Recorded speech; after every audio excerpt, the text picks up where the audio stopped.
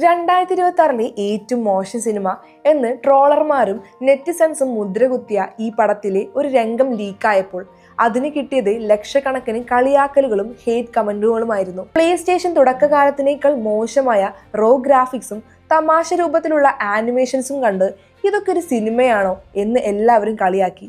എന്നാൽ മാസങ്ങൾക്കിപ്പുറം തിയേറ്ററുകളിൽ ഈ കൊച്ചുപടം ഉണ്ടാക്കിയ തരംഗം എന്താണെന്നറിയാമോ?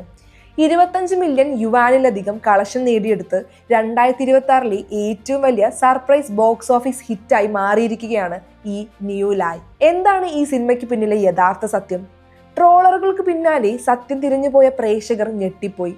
ബിഗ് ബജറ്റ് ആനിമേഷൻ സ്റ്റുഡിയോകളോ വലിയ ടീമോ ഒന്നുമില്ലാതെ ഒരു അമ്മയും മകനും ചേർന്ന് സ്വന്തം പരിശ്രമം കൊണ്ട് മാത്രം നിർമ്മിച്ച സിനിമയാണിത്. മകൻ തന്റെ അമ്മയുടെ ഇന്റീരിയർ ഡിസൈൻ ബിസിനസ്സിൽ സഹായിയായി ജോലി ചെയ്യുന്നിടത്താണ് രണ്ടുപേരും ചേർന്ന് സ്വന്തമായ ഒരു സിനിമ ചെയ്യാം എന്ന തീരുമാനത്തിലെത്തുന്നത്. ഒന്നും രണ്ടുമല്ല, നീണ്ട 5 വർഷങ്ങളാണ് ഇവർ ഈ സിനിമയ്ക്കായി മാറ്റിവെച്ചത്. സിനിമയിലെ എല്ലാ പാട്ടുകളും പാടിയത് ആ അമ്മ തന്നെയാണ്. ഒരു കാളക്കൂറ്റൻ കാട്ടിലൂടെ നടത്തുന്ന യാത്രയും അവിടെ വെച്ച് ഒരു പുള്ളിപ്പുലിയെയും പക്ഷിയെയും കൂട്ടുകൂടി അവൻ വളരുന്നതുമാണ് സിനിമയുടെ കഥ.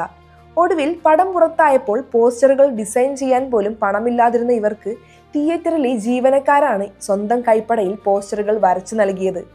ആദ്യം ആളുകൾ കളിയാക്കാൻ വേണ്ടിയാണ് തിയേറ്ററിലേക്ക് പോയതെങ്കിൽ പടം കണ്ടിറങ്ങിയവരുടെ കണ്ണു നിറഞ്ഞു.